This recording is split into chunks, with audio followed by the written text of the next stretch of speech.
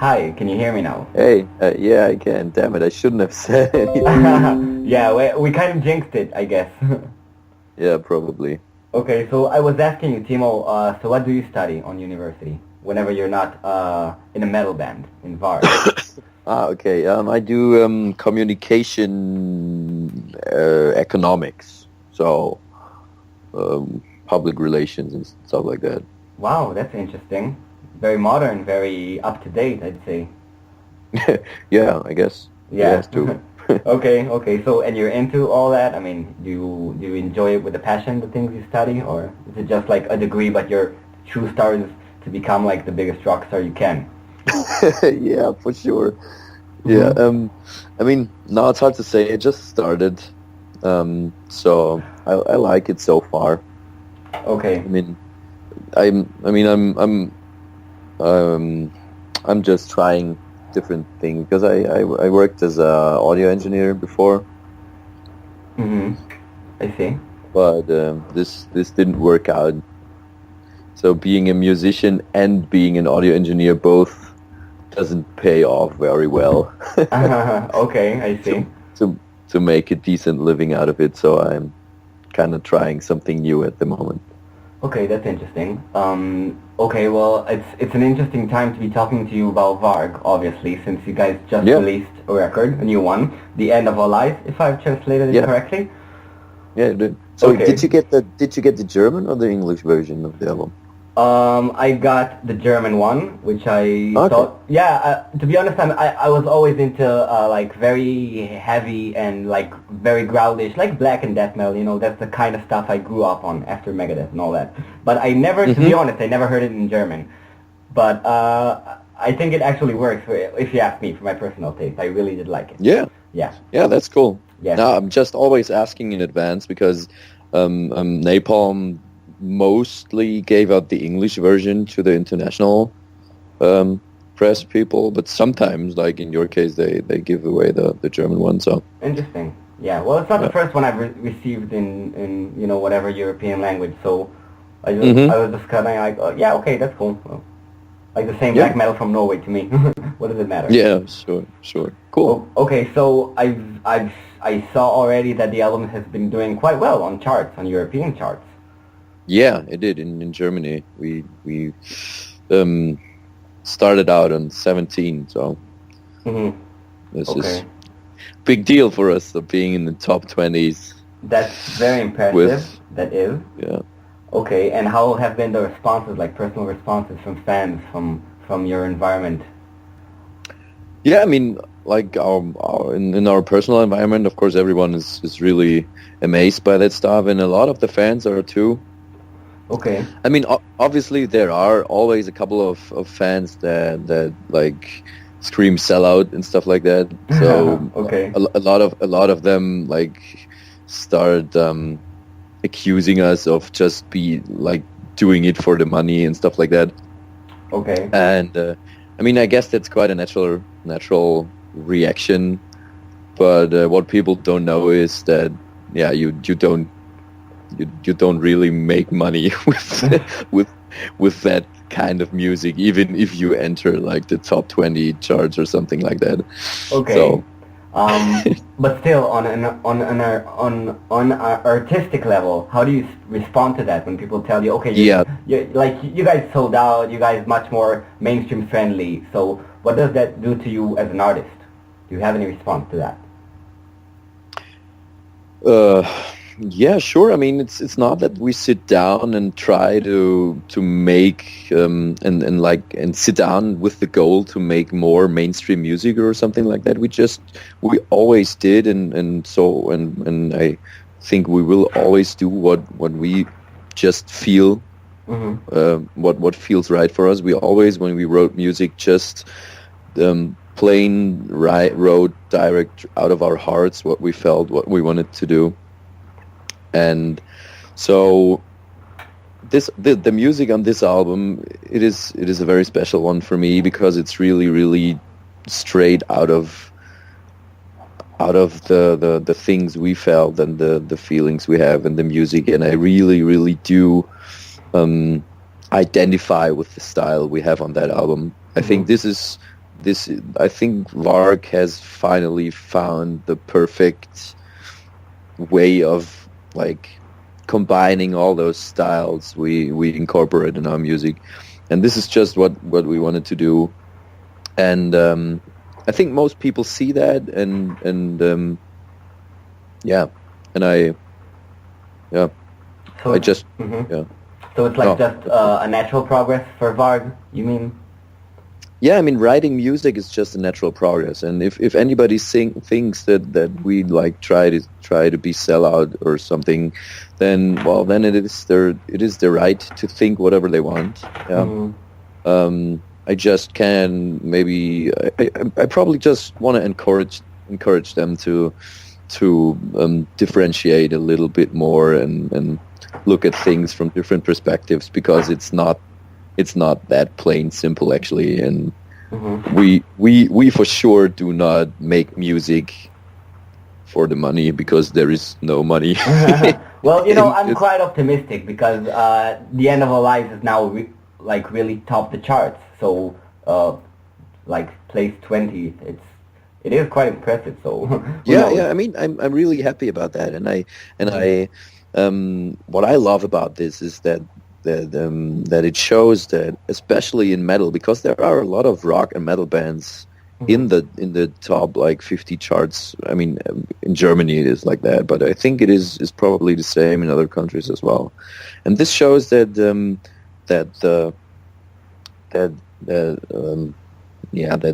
our genre, or how you want to call it, that we still have loyal fans that are buying CDs and that are supporting new bands. And I think this is really important to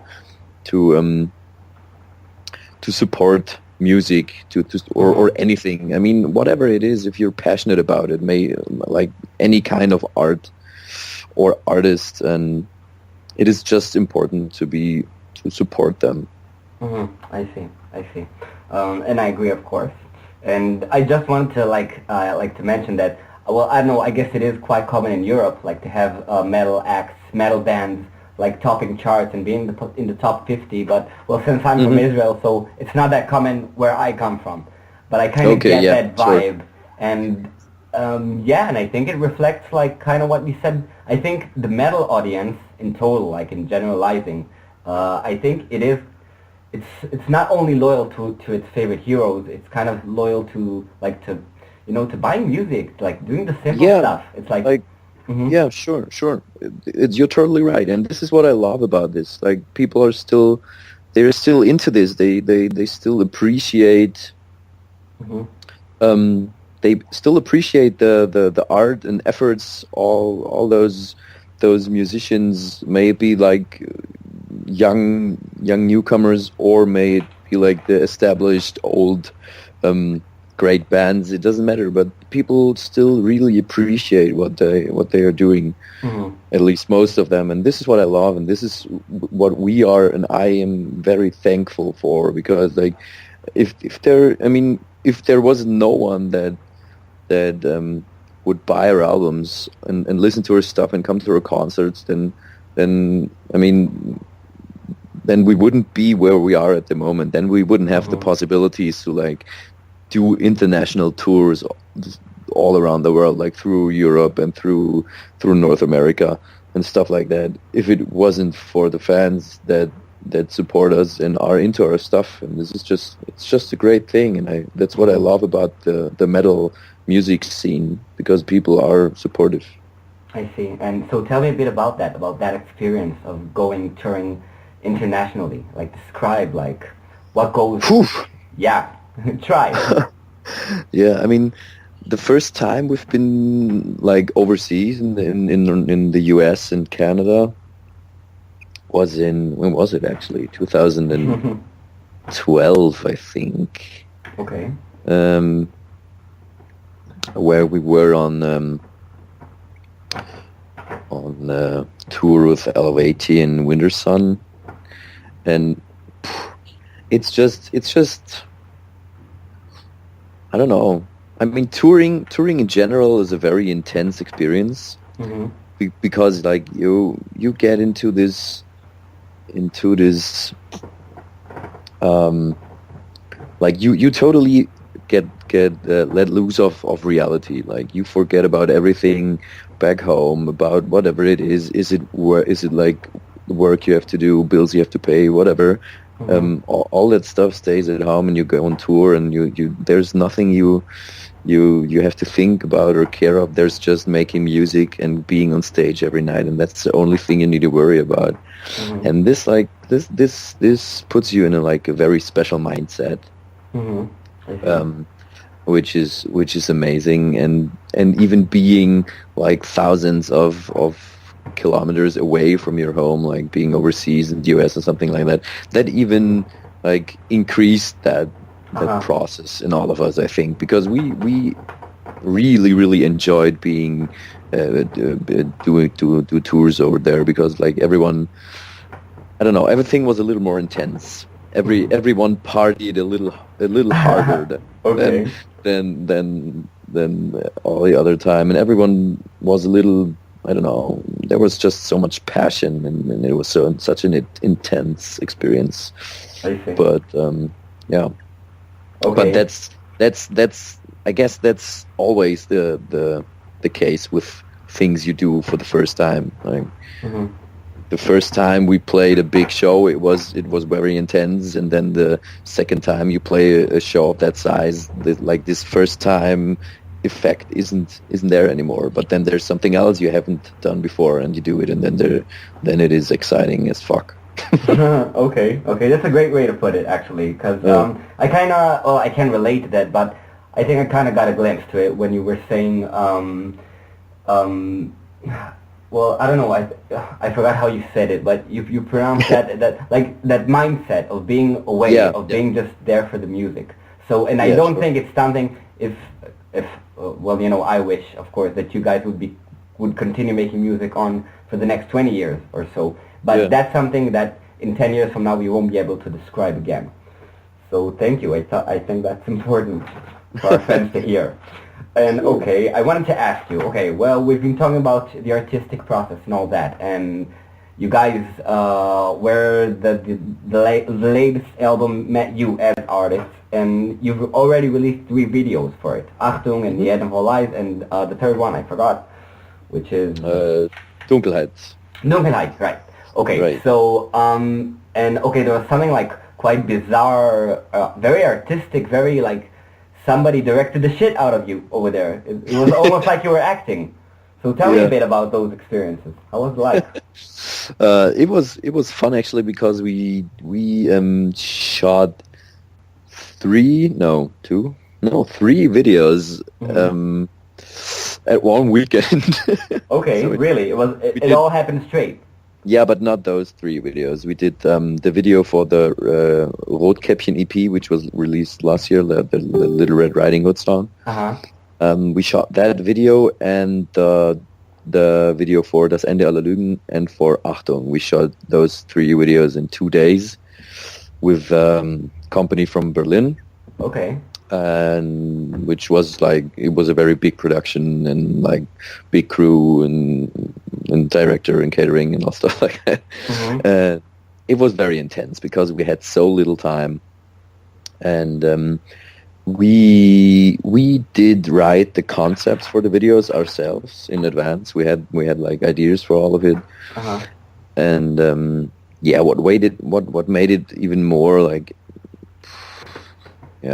I have to say intense again, was like of course 2 days is not a long time, and of course we were short on we were running on a short budget too, and so of course like the director and the company that did the videos had to find a way to like try to